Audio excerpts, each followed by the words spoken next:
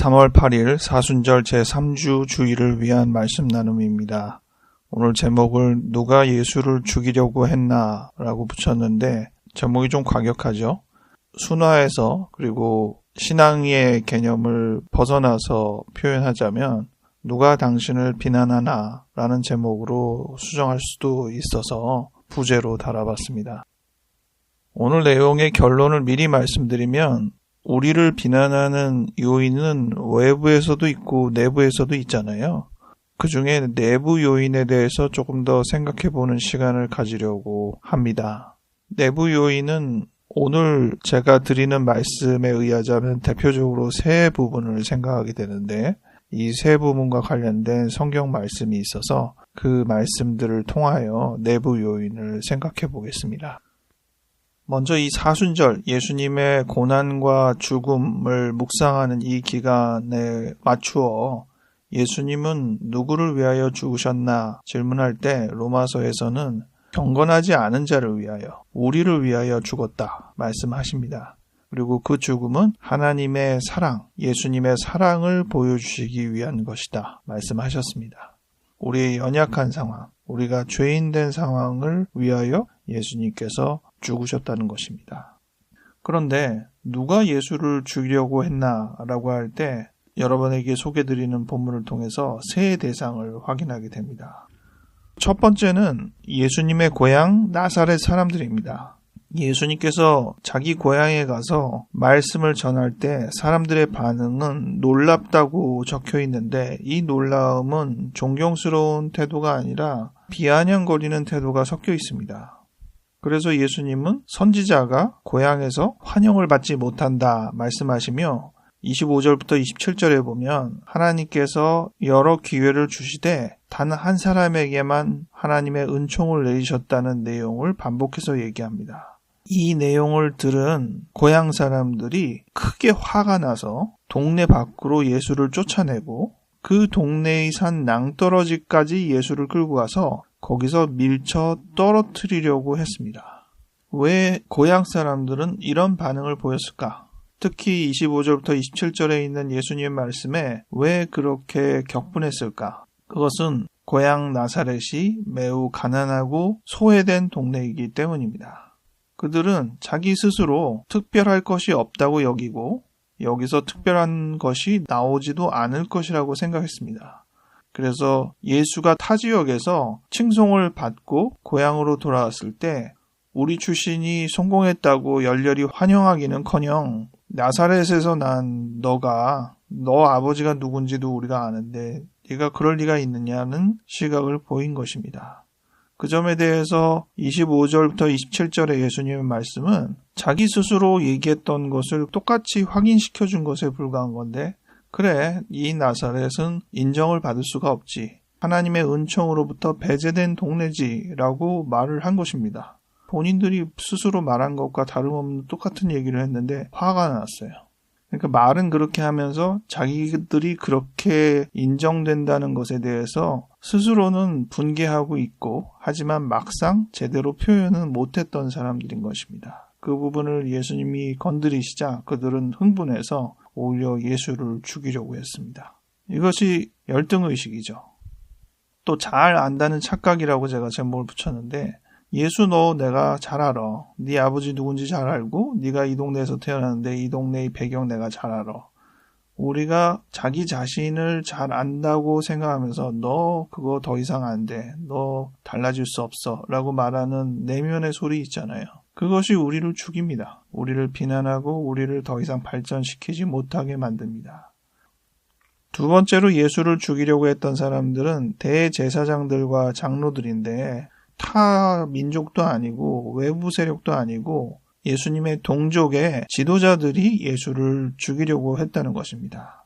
기존 기득권을 갖고 있던 대제사장과 장로들은 예수가 군중을 선동하는 것이 자기들을 배격하는 것으로 인식하여서 예수를 제거할 대상으로 생각했습니다.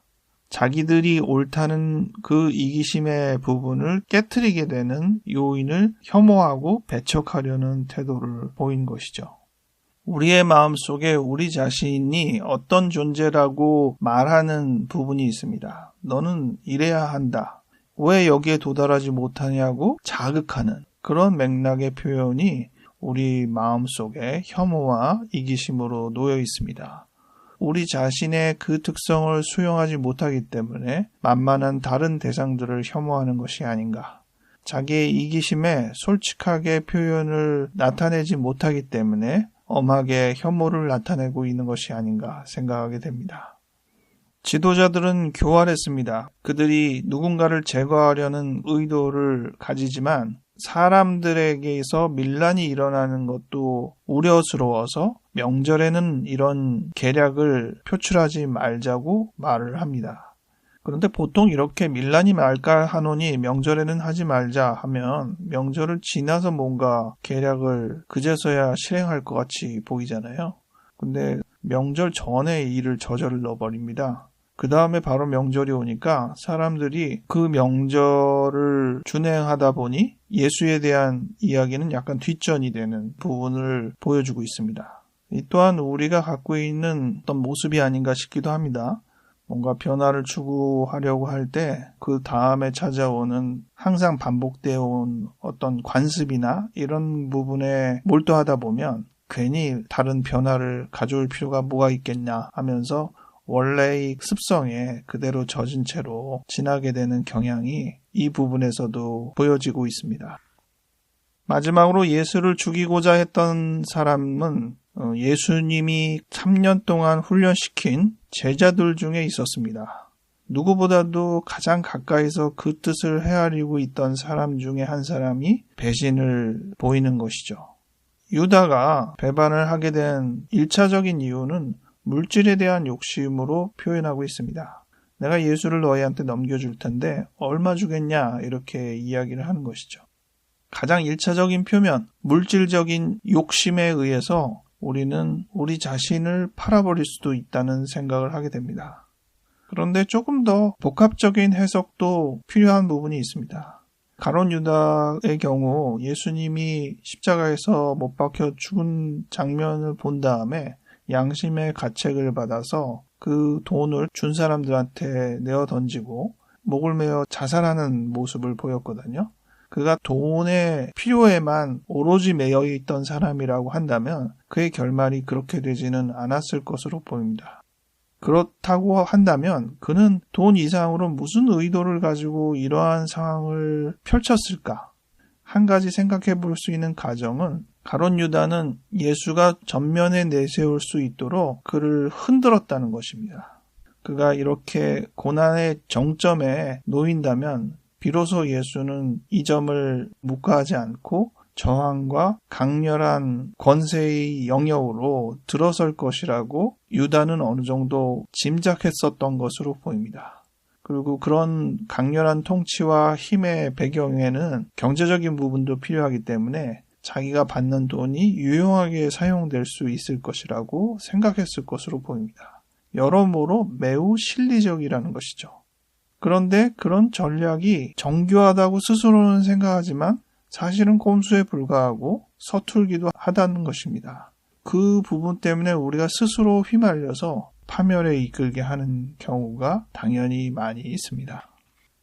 그래서 오늘 성경들을 통해서 누가 과연 예수를 죽이려고 했나 생각해 볼 때 자기의 고향 사람, 또 자기의 동족의 지도자들, 심지어 자기와 3년 동안 동고동락한 제자 중에 한 명이 자신을 죽이려고 했다는 것이고, 그것은 우리가 비난받거나 파멸에 이르게 하는 어떤 상황들이 상당 부분 내부에서 오는 요인에 의해서 그렇다는 것을 생각하게 되고, 같은 개념으로 내 안에 있는 열등감, 나를 잘 안다는 착각, 또 내가 스스로 갖는 이기심, 그에 따른 혐오, 그리고 욕심과 서투른 전략 때문에 스스로를 파멸에 이를 수 있다는 것을 다시금 되돌아봅니다.